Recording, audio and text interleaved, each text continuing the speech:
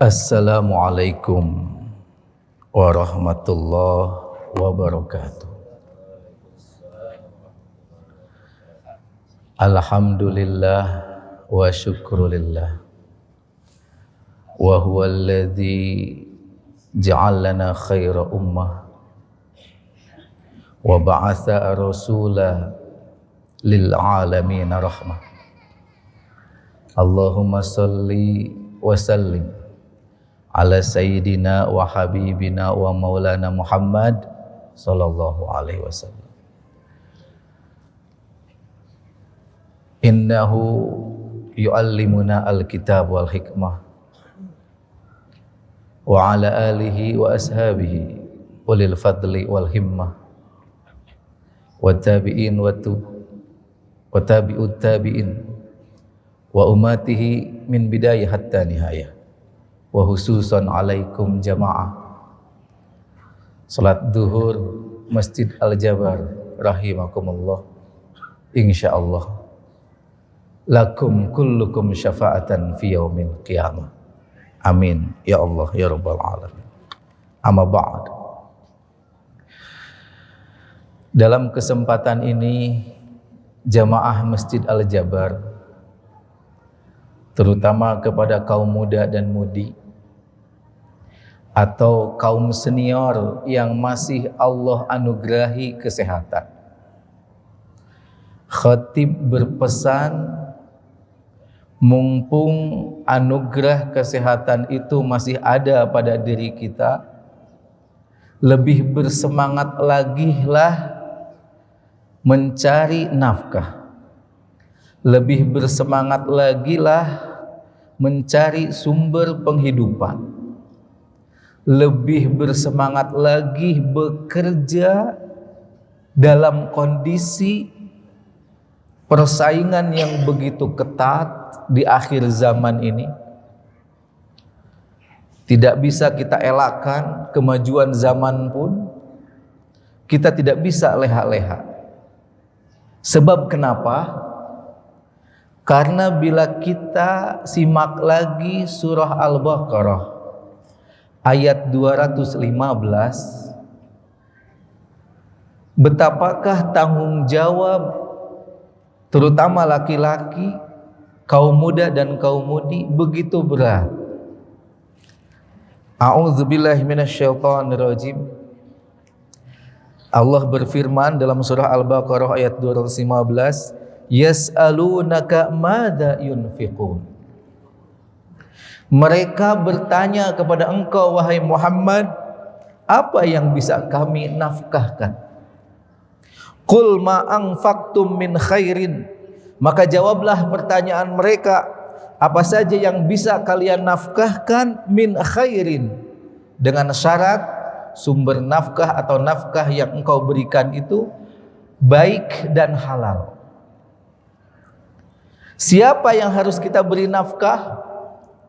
Ini coba koreksi lagi pada diri kita yang selama ini giat bekerja. Fal walidain.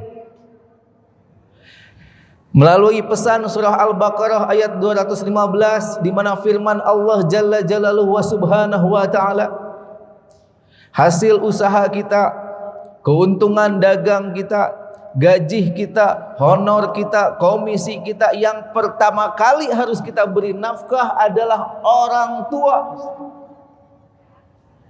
Jang naon digawe, jang anak jeng pamajikan, bener, tetapi belum 100% benernya. Jang naon bebeakan digawe berang penting, jang anak pamajikan, bener, tapi pentena karek 20 teu acan 100. Kenapa? Karena tanggung jawab yang pertama yang harus kita beri nafkah, fal walidain, kedua orang tua.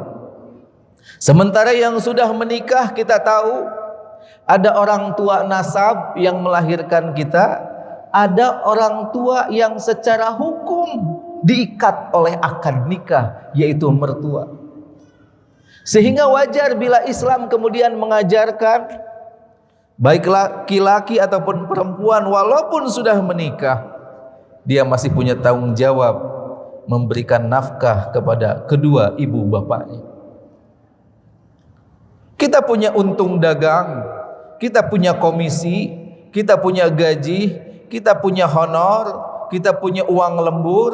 Yang pertama yang harus kita beri berdasarkan surah Al-Baqarah 215, bukan anak dan istri, bukan beli kuota, bukan nyicil mobil, bukan nyicil rumah, tapi yang pertama kali harus kita nafkahi adalah orang tua. Sehingga seorang suami harus menasihati kepada istrinya, "Mama, apakah uang yang Papa berikan sudah disisihkan lebih dulu untuk orang tua, untuk si ayah, untuk si aki, untuk si abah? Jangan dulu bayar arisan, jangan dulu beli kuota, jangan dulu bayar IndiHome, orang tua dulu." Ini pesan dari Allah, surah Al-Baqarah ayat 215. Periksa lagi dalam Al-Quran. Terus siapa lagi? Fal walidain, setelah orang tua, wal aqrabin, kemudian kerabat dekat, yang tentu saja kerabat yang paling dekat bagi suami adalah istri dan anak-anak. Pertama untuk bapak-bapak dulu, atau untuk para pemuda. Kalau seandainya panjenengan gaduh gaji, gaduh honor, gaduh komisi, gaduh untung dagang, yang pertama kali harus kita beri orang tua. Terus tanya kepada istri kita, orang tuanya sudah diberi belum? Dahulukan beri. Bila sudah, barulah jatah dan hak usrah rumah tangga yang kita bina. Yang tentu saja di situ bagi suami ada istri dan anak-anak. Bagi seorang istri di situ ada suami dan anak-anak. Akrobin. Bahkan kalau seandainya kita maknai akrobin ini dengan makna jamak, kerabat dekat bukan hanya istri dan anak-anak, mungkin cucu, mungkin keponakan, mungkin paman, mungkin uwa, mungkin bude, mungkin pakle, mungkin nenek. Seorang laki-laki harus merasa terhina bila neneknya disantuni oleh masjid. Sementara dia punya gaji, sementara dia punya komisi, sementara dia punya keuntungan, sementara dia punya uang lembur, sementara keponakannya yatim disantuni oleh yayasan. Mana pamannya? Sementara neneknya dikarenakan janda disantuni oleh masjid, oleh RT, oleh DKM. Mana cucunya? Apakah cukup di situ? Setelah kita menafkahi orang tua, setelah kita menafkahi kerabat dekat? Tidak. Dalam ayat itu dilanjutkan, setelah kita menyelesaikan tugas kita dari sumber rezeki yang kita peroleh, yang dianugerahkan oleh Allah, setelah menafkahi orang tua, termasuk mertua, kemudian keluarga, yang harus kita nafkahi al-yatama, anak-anak yatim. Anak yatim itu tidak cukup hanya disantuni setahun sekali, itu pun kalau ada program. Anak yatim itu harus dinafkahi. Yang namanya dinafkahi berarti tiap bulan. Sampai di sini saja atas alasan apa kita leha-leha bekerja? Atas alasan apa kita merasa cukup dengan sumber pencaharian pekerjaan kita? Kita harus lebih semangat lagi. Semangatnya kerja orang Jepang harus mampu kita kalahkan, karena kita ada pesan dari Allah. Semangat kerjanya orang Arab Saudi, semangat kerjanya orang Eropa, mereka orientasinya hanya dunia kalau mereka bukan muslim. Sementara Islam diajarkan, anak yatim pun harus kita nafkahi. Bukan hanya sekedar disantuni, dikasih satu amplop, itu pun di bulan Ramadan, kalaupun ada program. Kalau tidak ada, tanggung jawab siapa? Nafkah kepada anak-anak yatim. Kita semua tak terkecuali. Apakah cukup di situ? Tidak. wal masakin, orang-orang miskin. Anak yatim, orang-orang miskin tanpa melihat nasab, tanpa melihat dia kerabat ataupun bukan, tanggung jawab kita semua. Tidak melihat banyaknya, tidak melihat kuantitas, tetapi sejauh mana kita menunjukkan tanggung jawab dan perintah Allah Jalla Jalaluhu wa Subhanahu wa taala. Kenapa? Karena di sini ada fi'il amr. Dan di situ juga ada fi'il mudhari'. Berarti proses fi'il amr, al-amru yaqtadiul wujub. Bila ada kata perintah dalam Al-Quran hukumnya wajib. Bila ada fi'il mudhari' berarti berlangsung terus menerus, tidak hanya cukup satu kali atau hanya setahun sekali saja. Ada suami yang menafkahi setahun sekali kepada istrinya. Ada seorang anak yang menafkahi orang tuanya pas mudik saja. Perbaiki, benahi lagi pemahaman agama kita bahwa Allah justru mewajibkan, memerintahkan, mengamanahi melalui lisan para ulama, melalui lisan para habaib, melalui lisan para saddah, melalui lisan para kiai, melalui lisan para alim, melalui lisan para khatib, para mukri. Dalam surah Al-Baqarah ayat 215, jawab pertanyaan mereka, wahai Muhammad, ketika mereka bertanya harus dengan apa kami harus menafkahi, dengan yang halal dan thayyib. Yang pertama yang harus dinafkahi dari sumber yang halal dan thayyib itu orang tua, kerabat dekat termasuk istri dan anak-anak, kemudian anak-anak yatim, kemudian orang-orang miskin. Cukup di situ? Tidak. Satu lagi, wabnis sabil, orang-orang yang ada dalam perjalanan. Ada pengurus masjid mengumumkan itu bukan hanya saldo. Setiap Jumat, alhamdulillah, saldo masjid 200 juta. Insya Allah minggu depan sudah akan dimulai pembangunan menara. Coba pengumuman setiap Jumat itu ditambah, alhamdulillah saldo masjid Dar Al Mustafa sudah mencapai 200 juta. Kepada jamaah yang SPP anaknya belum bayar, ditunggu pada Jumat di kantor DKI. Kenapa? Karena Ibnu Sabil dimaknai oleh para ulama tafsir bukan hanya yang ada dalam perjalanan, tapi mereka yang sedang menuntut ilmu. Betul ya? Banyak mahasiswa yang berhenti skripsinya gara-gara tidak punya biaya. Apalagi zaman sekarang, zaman generasi kita, Pak. Kalau kita pintar, orang tua menangis bahagia. Kenapa? Karena fakultas kedokteran, karena SMA favorit, karena sekolah ternama, murah bayarannya. Di sini ada orang Bandung, SMA terbaik, SMA negeri 3 ya, SMA negeri 5. Dulu anak-anak pintar masuk ke sekolah itu SPP-nya hanya Rp1.500. Sekarang semakin sekolah itu favorit, semakin, apalagi dulu pernah beberapa tahun yang lalu, semakin berstandar internasional, butuh berapa biaya yang harus disiapkan oleh orang tua. Dulu bahagia anak itu masuk ITB, menangis bahagia. Kenapa? Biayanya kecil. Bapak sekarang punya anak masuk ITB, pasti menangis juga. Kenapa? Biayanya.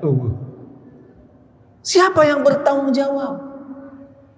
Maka setiap lelaki, setiap pemuda yang Allah anugerahi masih mampu mencari nafkah, sisihkan hartanya untuk menafkahi orang-orang yang berada di perjalanan. Di antaranya orang yang safar menuntut ilmu. Pastikan pondok-pondok pesantren yang menjamin hafal 30 juz. Ya. Ustadz Yasir sama Khatib pernah punya pengalaman dulu. Pesantren berstandar internasional itu bahkan gratis. Bahkan murid itu dikasih honor. Bahkan orang tua ada yang bayarnya pakai tomat, ada yang bayarnya itu pakai beras, bahkan ada yang hanya sekedar minta maaf, nitip, nggak punya biaya, tapi anak saya ingin pesantren. Sekarang pesantren yang bagus butuh uang berapa, Pak? Puluhan juta. Memang fenomenanya begitu. Jadi harus bagaimana? Kita tidak bisa mengharamkan pesantren yang mewajibkan SPP ataupun biaya pesantren mahal, tidak bisa. Karena itu sah-sah saja. Solusinya bagaimana? Solusinya sisihkan dari keuntungan yang kita peroleh, dari komisi yang kita dapat, dari gaji yang kita terima, dari uang lembur yang kita dapatkan, sekian persen untuk menafkahi orang tua, sekian persen untuk menafkahi keluarga, diantaranya kerabat dekat, istri dan anak-anak yang paling utama, sekian persen untuk anak-anak yatim, sekian persen untuk orang-orang miskin, sekian persen untuk mereka yang ada di perjalanan, termasuk di perjalanan menuntut ilmu. Terpercaya, buka deh dalam surah Al-Baqarah ayat 215. Ini pesan dari Allah Jalla Jalaluhu wa Subhanahu wa ta'ala.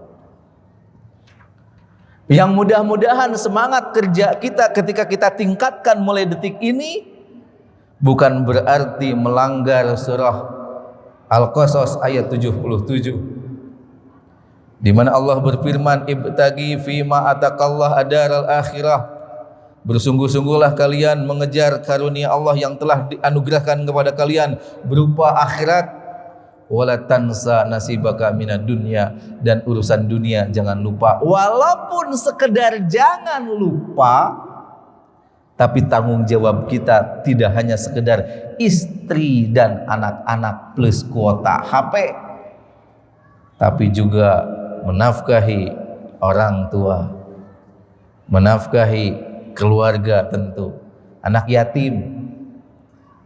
Jadi kalau ada lembaga yatim yang anak yatimnya semakin lama semakin banyak, bukan bagus Pak, Bu, ya. Tapi kalau anak yatimnya semakin lama semakin habis karena diadopsi oleh kita, dibawa pulang oleh kita, dijadikan sebagai anak angkat oleh kita, itulah yang dimaksud. Sebaik-baiknya rumah bila di rumah itu ada anak yatim, kata Nabi SAW. Bila itu terjadi, maka ara'aital ladzi yukadzibu biddin fadzalikal ladzi yad'ul yatim, tidak diancamkan pada diri kita. Mudah-mudahan kita semua menjadi laki-laki yang kuat. Bagi perempuan mudah-mudahan jadi pemudi ataupun generasi Islam yang tangguh seperti Khadijah, seperti Aisyah, seperti Hafsah dan lain-lain, sehingga semiskin-miskinnya Fatimah Zahra masih memberikan nafkah setiap harinya kepada anak-anak yatim. Ya Allah ya mujib sailin isma du'ana fastajib du'ana fataqabbal du'ana wa na'udzubika min ilmin la yanfa wa min qalbi la yakhsha wa min nafsi la tasba wa min da'wati la yustajabu laha. Wahai Allah yang selalu menjawab setiap permintaan, jawablah doa kami, dengarlah doa kami, kabulkanlah doa kami, dan kami berlindung kepada Engkau dari ilmu yang tidak bermanfaat, dari hati yang tidak khusyuk, dari nafsu yang tidak pernah kenyang, dan dari doa yang tidak dikabulkan. Birahmatika ya arhamar rahimin. Rabbana atina fid dunya hasanah wa fil akhirati hasanah wa qina adzabannar. Wa sallallahu ala sayyidina wa habibina wa maulana Muhammad sallallahu alaihi wasallam. Atlubu minkum li afwa. Assalamualaikum warahmatullahi wabarakatuh.